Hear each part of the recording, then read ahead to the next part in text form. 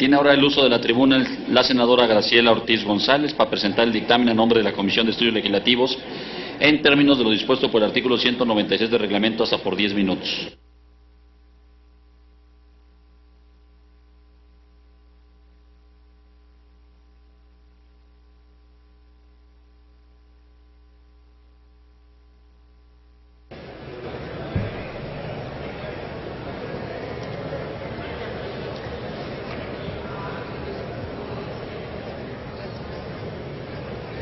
Muchas gracias, señor presidente, compañeras, compañeros senadores.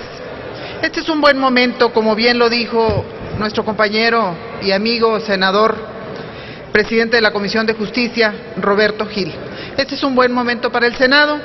un momento en el que el Senado, como integrante del poder y del Estado mexicano, busca atender y acatar diversas obligaciones internacionales y, por supuesto, criterios sustentados por la Suprema Corte de la Justicia de la Nación para llegar a que la jurisdicción penal militar se encuentre inspirada en los principios y garantías que rigen el derecho penal moderno y se encamine, como se hace con este dictamen que les estamos sometiendo a su consideración, a la protección de derechos jurídicos especiales vinculados a las funciones propias de las fuerzas militares. En esta materia, el Estado mexicano el día de hoy adopta importantes obligaciones internacionales y en ese sentido, el dictamen que presentamos resuelve también sobre 8 iniciativas presentadas por diversos legisladores,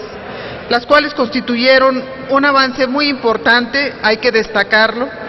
para el cumplimiento de las obligaciones emanadas de los diversos tratados internacionales de los que México forma parte. También de sentencias emitidas por los tribunales nacionales e internacionales que imponen a México la armonización del sistema normativo en esta materia, sobre todo cuando se ven involucrados los derechos humanos de las personas. El caso Radilla fue el primero de 4 asuntos resueltos por la Corte Interamericana en contra del Estado mexicano y le siguieron los fallos dictados en los casos Inés Fernández Ortega, Valentina Rosendo Cantú, Rodolfo Montiel Flores y Teodoro Cabrera García, por lo que en el dictamen de las comisiones se refieren los criterios jurídicos relevantes emanados de las mismas. Esto, desde luego, con el propósito de evidenciar su evolución respecto al fuero castrense. En el mes de julio del 2011, lo recordamos bien, la Suprema Corte de Justicia de la Nación inició una discusión acerca de la aplicación de la jurisdicción militar en México. Dicha discusión se dio en el contexto de una consulta a trámite introducida por el presidente de la Corte sobre las obligaciones del Poder Judicial en relación con las sentencias de la Corte Interamericana de Derechos Humanos, particularmente a causa de la sentencia emitida en noviembre del 2009 sobre el caso de Rosendo Padilla Pacheco. El criterio establecido en aquella ocasión por la Suprema Corte dejó claro que bajo ninguna circunstancia la jurisdicción militar puede ser válida cuando se encuentren involucrados civiles en violaciones a los derechos humanos. La Suprema Corte estableció su competencia para resolver los casos en los que exista un conflicto entre las jurisdicciones militar y civil y clarificó su facultad de aplicar la competencia original en aquellos casos en que existe un conflicto jurisdiccional entre autoridades civiles y militares emanado de casos de violaciones de derechos humanos cometidos por las Fuerzas Armadas. Estos resolutivos resultaron de trascendencia histórica y sentaron un precedente de primera importancia en la interpretación y las decisiones que asumirán en el futuro las autoridades jurisdiccionales del país en temas claves de la protección de los derechos humanos de todas las personas, tales como el carácter obligatorio de las sentencias de la Corte Interamericana de Derechos Humanos, la conformidad de las sentencias del Poder Judicial con lo dispuesto en la Constitución y los tratados internacionales en materia de derechos humanos, así como la prohibición de aplicar la jurisdicción militar a casos en los que se hayan involucrados civiles. Estos criterios fundamentales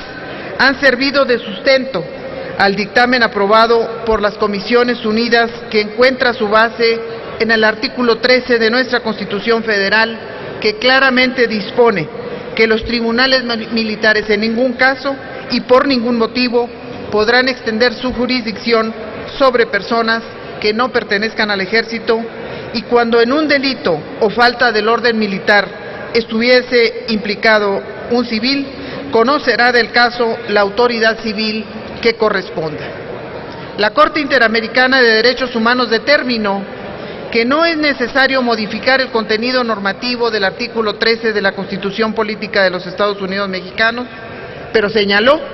que su interpretación debe ser coherente con los principios convencionales y constitucionales de debido proceso y acceso a la justicia,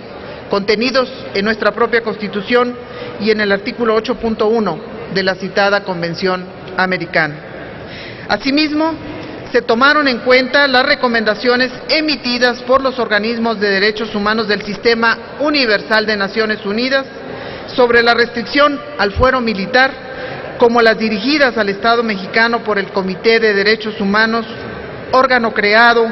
para supervisar la aplicación del Pacto Internacional de Derechos Civiles y Políticos, las derivadas de las recomendaciones del Comité contra la Tortura y otros tratos o penas crueles, entre otros no menos importantes, que se consideran en el propio dictamen que está siendo sometido a la consideración de este Pleno. A fin de adecuar el marco jurídico nacional a las mejores prácticas internacionales en la materia, en este proceso de dictaminación se cotejó la compatibilidad con dos instrumentos internacionales fundamentales: el proyecto de principios sobre la administración de justicia para los tribunales militares, emitido durante su 62 periodo de sesiones por la Comisión de Derechos Humanos de la ONU en enero de 2006, y dos, mejores prácticas de la legislación penal nacional en materia de desaparición forzada de personas,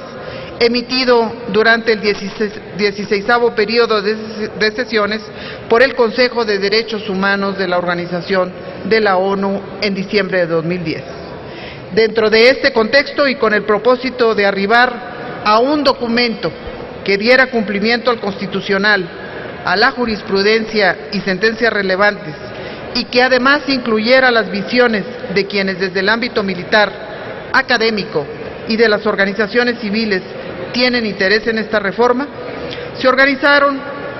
por las comisiones sustantivas múltiples foros y audiencias que sirvieron para enriquecer la perspectiva del proyecto de dictamen, que ahora se presenta mejor consolidado y con elementos suficientes para que este Pleno proceda a su aprobación en los términos que han sido aquí propuestos. Por estas razones, compañeras y compañeros, como presidenta de la Comisión de Estudios Legislativos y agradeciendo a los integrantes de esta comisión el apoyo que se dio a las tareas deliberativas y de aprobación de este dictamen, es que con convicción del paso que estamos dando, sabemos que es trascendental para armonizar nuestra legislación en materia de justicia militar a los compromisos internacionales asumidos por el Estado mexicano, y que este dictamen asegura que la dirección que debe seguir este Poder Legislativo en este importante tema es el correcto. Bien lo dijo Roberto Gil, este es un buen momento del Senado mexicano. Muchas gracias por su atención.